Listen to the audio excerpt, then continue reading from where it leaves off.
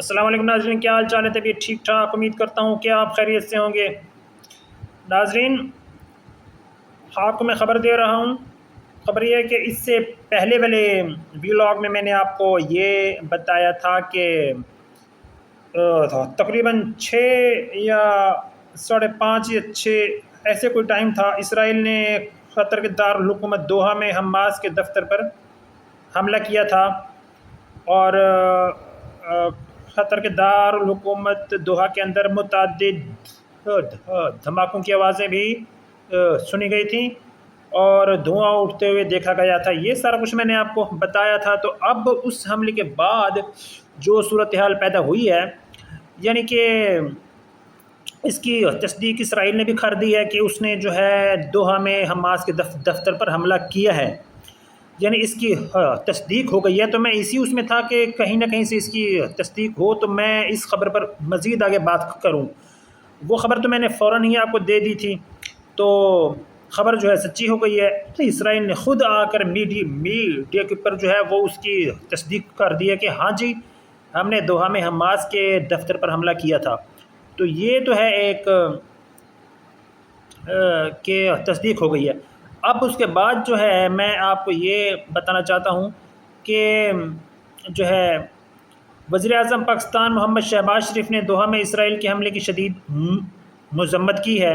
تو اس لیے میں آپ کو آگے بتا رہا ہوں کہ پاکستان اور سعودی عرب نے اور دیگر بھی اسلامی ممالک نے اسرائیل کے اس اقدام کے خلاف شدید احتجاج کیا ہے اور اس کارروائی کی مذمت کی ہے جو اسرائیل نے بین الاقوامی خلاف ورزیاں کی ہیں۔ فی الحال میں آپ کو بتا رہا ہوں کہ پاکستان کے وزیر اعظم محمد شہباز شریف نے کیا کہا ہے۔ وہ یہ کہا ہے کہ وزیر اعظم پاکستان محمد شہباز شریف نے دوحہ میں اسرائیل کے حملے کی شدید مذمت کی ہے۔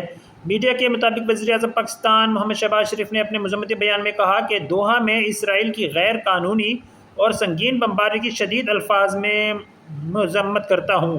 اسرائیل نے رہائشی علاقوں کو نشانہ بنا کر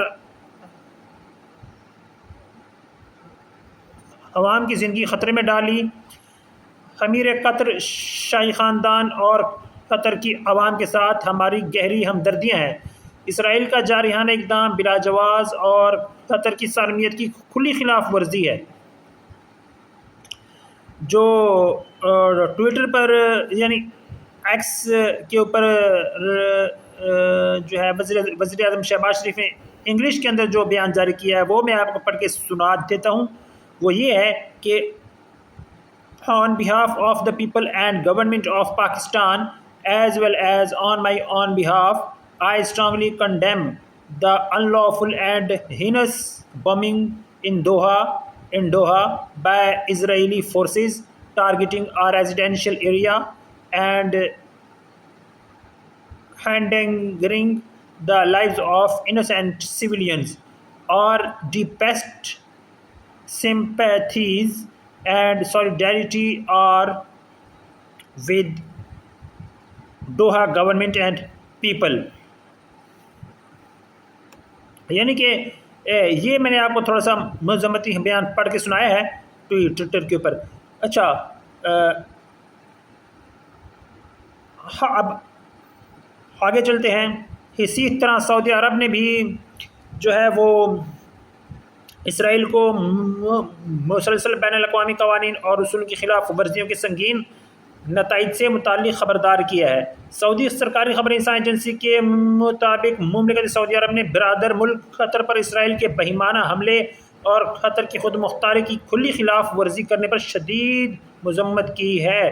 سعودی عرب نے قطر کے ساتھ مکمل یکجہتی کا اظہار اور شانہ بشانہ کھڑے ہونے کا اعادہ کیا ہے۔ سعودی عرب نے قطر کو یقین دہانی کرائی ہے کہ وہ قطر کے تمام اقدامات کی حمایت کرتا ہے اور اپنی تمام تر صلاحیتیں فراہم کرے گا۔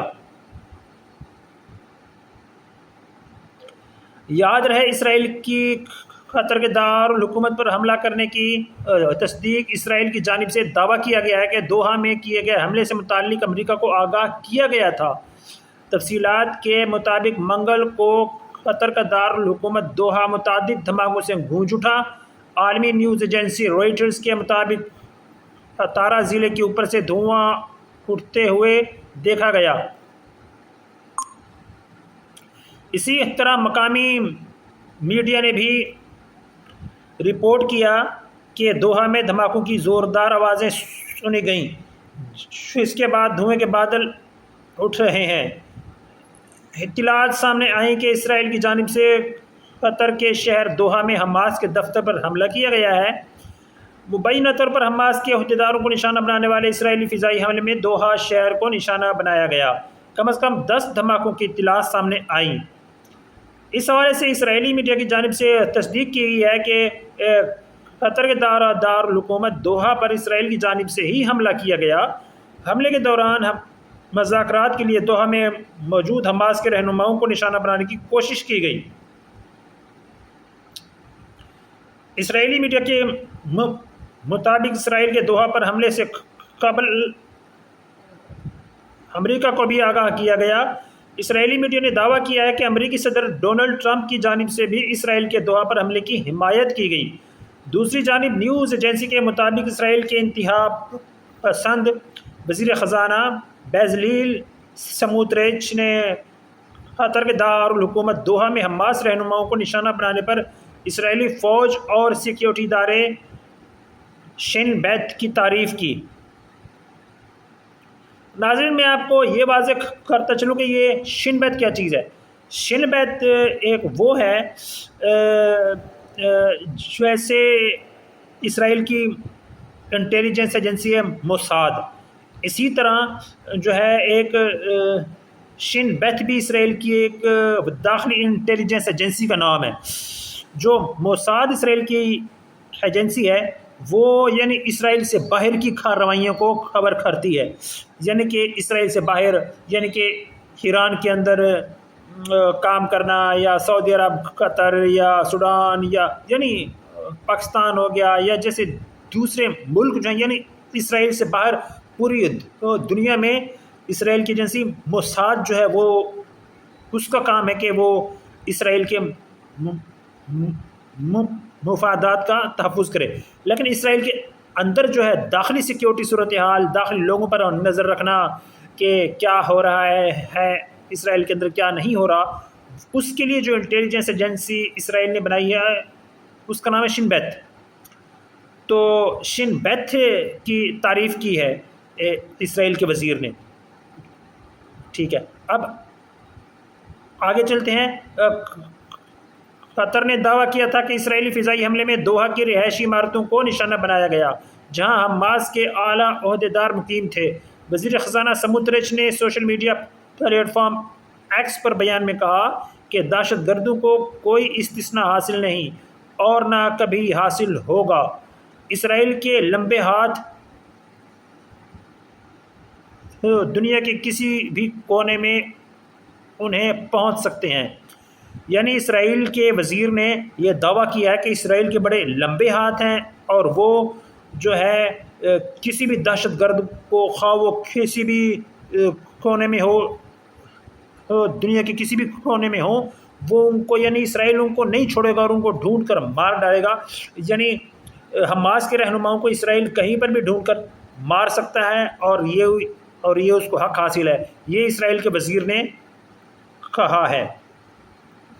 ناظرین، فی الحال اتنا، یہ میں نے آپ کو اسرائیل کے حملے کی اپڈیٹ جو ہے وہ دے دی ہے، جو اسرائیل نے قطر کے دارالحکومت دوحہ میں حماس رہنماؤں کی رہائش گاہ پر حملہ کیا ہے۔ اور یہ ہے کہ میں امید کرتا ہوں، یعنی کہ میں اب اس بات کی تصدیق کرنا باقی ہے کہ آیا اس حملے میں حماس کے رہنماؤں نے وفات پائی ہے یا نہیں پائی۔ اب اس کی تصدیق میں انشاءاللہ میں دیکھ رہا ہوں، وہ تھوڑے لمحوں کے بعد میں اگلے ویلاگ میں جو ہے آپ کو کر کے بتاؤں گا انشاءاللہ۔ تو آپ مزید خبریں حاصل کرنے کے لیے میرے چینل کو لائک، شیئر، سبسکرائب ضرور کریں اور دعا میں یاد رکھیں۔ اللہ حافظ، ملتے ہیں اگلے ویلاگ میں۔